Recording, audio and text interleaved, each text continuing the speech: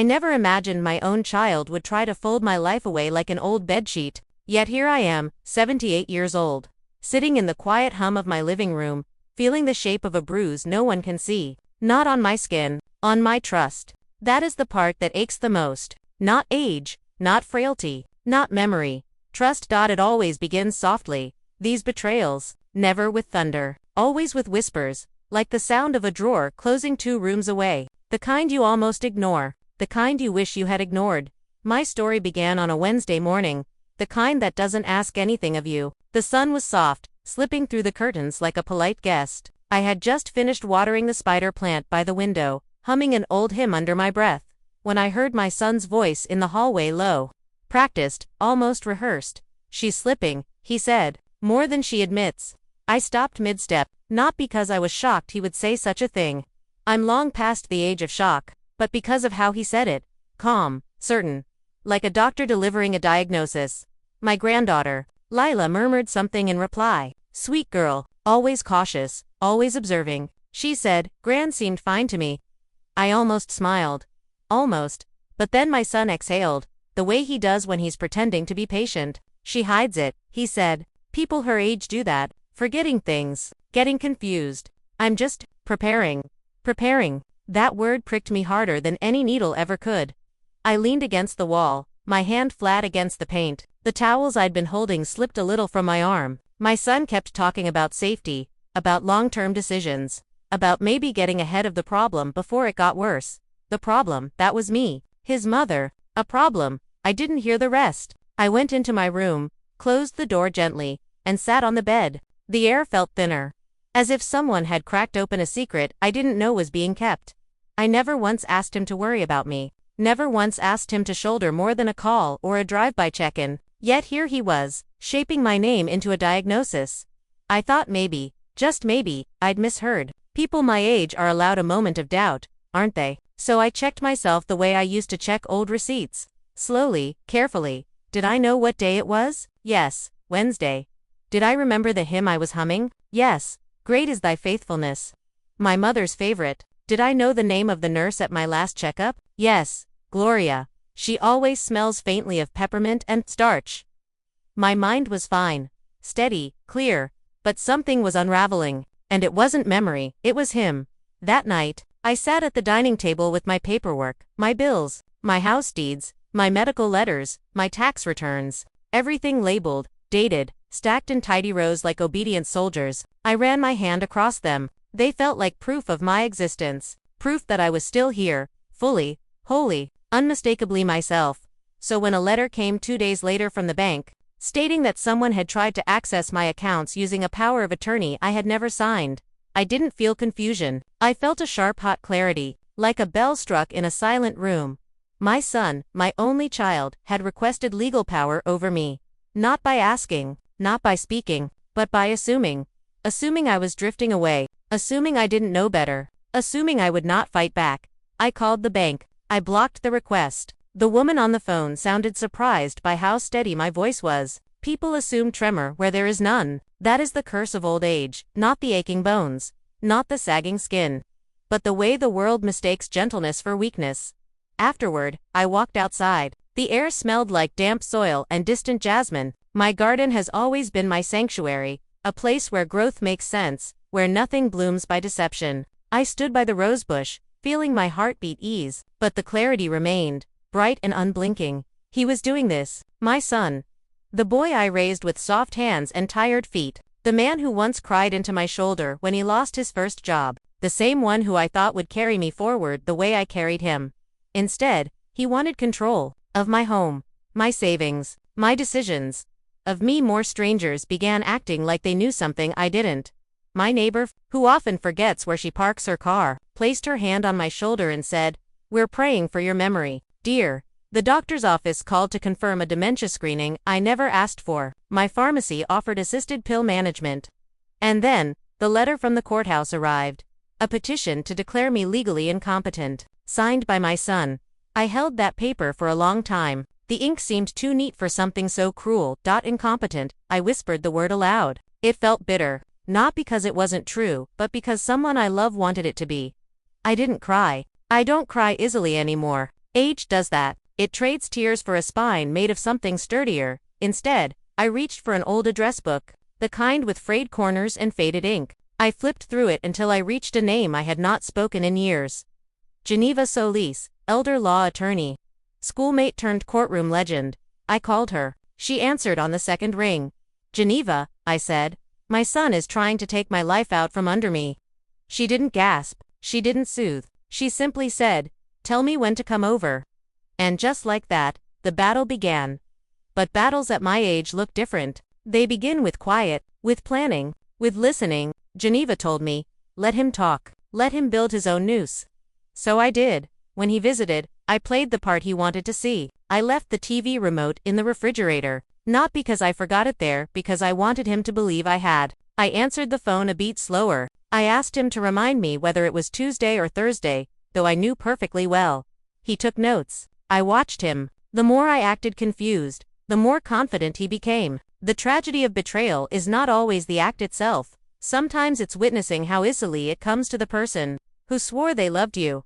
His wife joined in eventually, always with a soft voice and a sharper agenda. She'd pat my hand and say things like, "We're just trying to help control the chaos, Mama Chaos." As if my life, my orderly, carefully tended, quietly lived life was a storm to be calmed. All the while, Geneva gathered everything: medical evaluations, bank statements, notes from neighbors who had seen me gardening at 6 in the morning with more precision than a man half my age. And then there was Lila, my granddaughter, the one with the careful eyes. She came by one evening, her breath unsteady, her hands shaking around a folded piece of paper. "I need to show you something," she whispered. Inside, she had written down everything she overheard: the house sale discussions, the plan to move me, the way her father intended to use the court to get ahead. She wrote it all, every word. I held that paper like a fragile blessing. My granddaughter wasn't just visiting, she was watching, she was choosing, and she chose me. The hearing approached like a shadow stretching across the room, slow, sure, inevitable. I didn't sleep much the night before, not out of fear. Fear is loud. This was something quieter, heavier, like standing before the ocean, knowing you must walk into it. I woke early. I pressed my blouse. I tied my scarf. And I told myself the truth. I was not fighting for my home. I was fighting for the right to name myself. The courthouse smelled like old paper and polished wood. The kind of scent that never leaves a building once it settles into the grain. I walked in slowly, not because my legs were weak, but because I wanted my entrance to say something. 78 years behind me. And every step was a reminder. I am still here. My son sat on the opposite side of the room, dressed in a suit he thought made him look responsible. The problem wasn't the suit. It was the arrogance sitting inside it. He gave me a small smile, something tight and rehearsed, something he probably practiced in the mirror that morning. I didn't give him one back.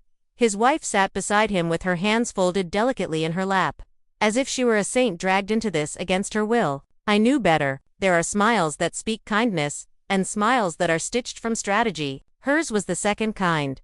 The judge entered with the kind of presence that fills a room without saying a word. She was a woman in her 50s, sharp-eyed hair tucked behind her ears, tired but alert in the way people are when they've seen the same lies paraded before them, just wearing different clothes each time. We all stood, we all sat, and then the courtroom began breathing in rhythm, slow, expectant, the way rooms breathe before truth walks in.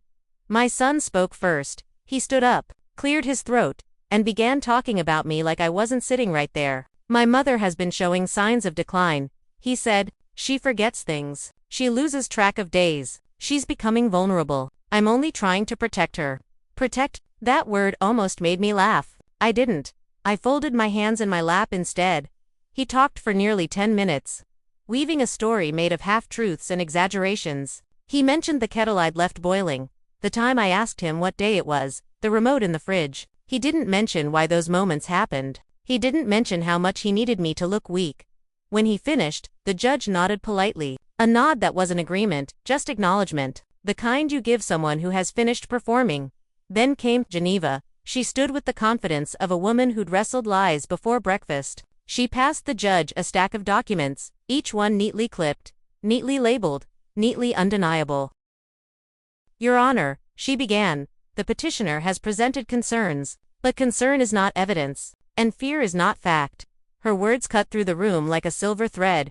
We have 2 independent cognitive assessments," she continued, "both showing no impairment. A full medical letter from her primary physician stating she is mentally sound. 6 months of documented calendars and financial records showing independent management, and evidence of a fraudulent attempt to access her accounts under a false claim of power of attorney."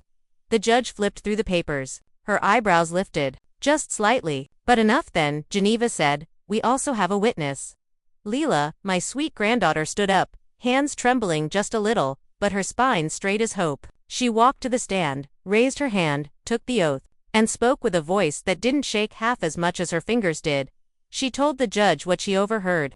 The talk about selling my house. The timing, the plan, the financial desperation disguised as care. She didn't embellish. She didn't dramatize. She simply told the truth with the clarity of someone who has carried it too long. "My grandmother is not confused," she said. "She remembers everything. What she forgets are things that don't matter. What my parents want her to forget are things that do." The courtroom was silent long after she stepped down. Then the judge turned to me. "Miss Turner," she said calmly, "would you like to speak?" I rose slower than I intended. Age, yes, but also purpose. I walked to the stand with a steadiness that came from somewhere deeper than bone. That steadiness that only appears when a person decides they will not be erased. I took the oath, sat down, folded my hands, and then I began. "My son says I forget things," I said softly. "Sometimes I do. I forget where I put my glasses. I forget whether I watered the garden. I forget names of actors and movies from decades ago." I paused. "But let me tell you what I do not forget." The room leaned in. Even the judge seemed to breathe slower. "I do not forget the mortgage payment I made every month for 43 years without a single missed check. I do not forget the birthdays of the people I raised. I do not forget my doctor's name, my medications, or the difference between concern and manipulation." I held up the calendar Geneva had placed beside me. "I do not forget appointments. I do not forget bills. I do not forget the sound of someone planning my disappearance while pretending to protect me." My son stiffened. "And I have not forgotten," I continued, "that I taught that man at age 5 to tie his shoes, at age 10 to apologize when he lied, and at age 17 to stand tall, even when he was afraid. It seems he has forgotten those lessons, but I have not." A murmur passed through the room. The judge asked, "Miss Turner, do you feel capable of handling your personal and financial affairs?" I almost laughed. "Instead," I said, "I have handled them longer than my son has been alive." Geneva submitted the evaluations. The judge reviewed them. My son tried to interrupt, but the judge silenced him with a single lifted finger. When she finally spoke, her verdict was clean and sharp as a blade sliding into place. "The petition for guardianship is denied." Just like that, denied. 3 syllables that tasted like freedom. My son sat down slowly, as if someone had pulled the floor out from under him. His wife stared at her lap. Leela squeezed my hand so tight, I felt her heartbeat in her palm. The judge added, "And Mr. Turner, due to the concerning attempts to access your mother's accounts, any future petitions will require documentation from 2 independent specialists. This court does not tolerate abuse of the legal system." He nodded stiffly. He didn't look at me. When the gavel fell, it felt like the sound of a door closing, but also like another opening. We stepped outside into sunlight so bright it made the pavement shimmer. Lila hugged me first, arms around my shoulders, her hair smelling faintly of coconut and courage. "I'm so proud of you," she whispered. "No," I told her. "I'm proud of you. You saved me," she cried. Just a little, quiet tears, honest tears, the kind that heal instead of hurt. Geneva placed her hand on my shoulder. "You fought with dignity," she said. "Most people crumble. You didn't." I smiled at her. A real smile, one that broke through the weeks of pretending. "I didn't fight alone," I whispered. That night, I went home. I made tea. I sat on my porch. The air was warm and still, and for the first time in a long while, I felt like the earth beneath me was holding me gently instead of testing me. But victory, I soon learned, is only the beginning of healing, and healing is its own battle. Healing didn't arrive like a sunrise. It came in fragments, the click of my kettle in the morning, the creak of my old wooden chair, the soft hush of my curtains drifting in the afternoon breeze. Small sounds reminding me I was still here, still capable, still choosing my own life. The days after the hearing were quiet in a way that felt almost sacred. No phone calls from lawyers. No rehearsed sweetness from my son. No fabrications, wearing the mask of concern. Only me, my home, and the hum of a world that had tried and failed to write me out of it. But the quiet leaves space for thinking, and thinking leaves space for remembering. I found myself walking through rooms I'd known for decades, touching the backs of chairs, straightening framed photos, running my hand along the hallway where my son once dragged his fingers as he raced toward the kitchen shouting, "Mama, Mama, look at this, isn't it strange?" The most painful betrayals come from people whose voices we loved first. One evening, I was dusting the bookshelf when I found an old birthday card. My son had drawn a crooked heart on the front when he was 7. Inside, in his tiny handwriting, he wrote, "I love you because you always remember everything." I laughed at the irony. Then I sat down. Then I cried. Not because of the loss, I'd already accepted that, but because the same memory he once adored became the weapon he later tried to destroy. But life, even at 78, still offers new pages if you're willing to turn them. Lila came over often. She'd bring fresh bread, or flowers, or sometimes nothing at all, except her presence, which was more than enough. She'd sit with me on the porch swing, legs tucked up, hair blowing across her face, as she talked about school, about the world she wanted to shape, about how she wished people her age understood aging wasn't a slow fade but a quieter kind of brilliance. "You changed how I see everything," she told me once. "No, baby," I said, "you just finally opened your eyes." We laughed, softly, like two women who had survived something together and didn't need to say its name. I updated my will, not out of spite. Spite is heavy, and I no longer carry heavy things, but out of clarity. Peace requires clarity, and clarity requires choosing the people who choose you back. The night I sealed the envelope, I lit a candle on the dining table. The flame glowed against the dark, steady and sure. I whispered, "This is for me," and it felt like reclaiming a part of myself I didn't know I'd misplaced.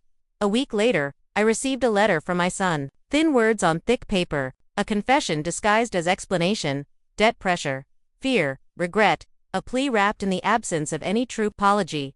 I read it once, folded it neatly, placed it in the back of the binder where all the other papers lived, not out of sentiment, but so I'd never forget the moment I chose myself over him, because forgiveness is a door you open only if you can walk through it without losing yourself on the other side. Some nights, I sit on my back porch as the moon rises, soft and silver over the garden. The hydrangeas bloom stubbornly, defiantly, as if they too survived some secret storm. I watch the shadows settle and lift with the wind, and I feel something in my chest, something like peace, but wiser, something like sorrow, but softer, something like the truth of a woman who has lived long enough to know the difference between love and possession. And sometimes, when the world is quiet enough to hear my own heartbeat, I speak into the darkness like it's an old friend. "I'm still here," I say, not with triumph, not with bitterness, just with the simple, haunting certainty of a woman who walked through betrayal and came out carrying her own name like a lantern. And God help anyone who tries to dim it again. I've started keeping the front porch light on at night, not because I'm waiting for anyone to come home, that season of my life has passed, but because the glow comforts me, a small golden circle carved out of the dark, saying, "Here I am, still shining." Some evenings, I sit beside it with a blanket over my knees and listen to the distant hum of traffic drifting through the trees. The world feels softer from this chair, softer, and strangely new. Maybe that's the hidden miracle of survival, the way living becomes sharper, more precious, once someone tries to take it from you. I think about my son sometimes, not with anger, not with longing, just with the quiet knowing that some stories don't return to what they were. Some branches grow crooked and never straighten, no matter how much sun you give them, and that's all right. The tree still lives, the roots still hold. Lila visits often. She brings her textbooks, her questions, her hope. She says she wants to help people like me one day. I tell her she already has. We sit together on the porch, two generations breathing the same cooled evening air, and I feel the weight of gratitude settle gently in my bones. I've begun writing again. Small things, simple things, notes to myself, memories that drift back like feathers, lessons I wish someone had whispered in my ear when I was young, like, trust your mind, even when others doubt it.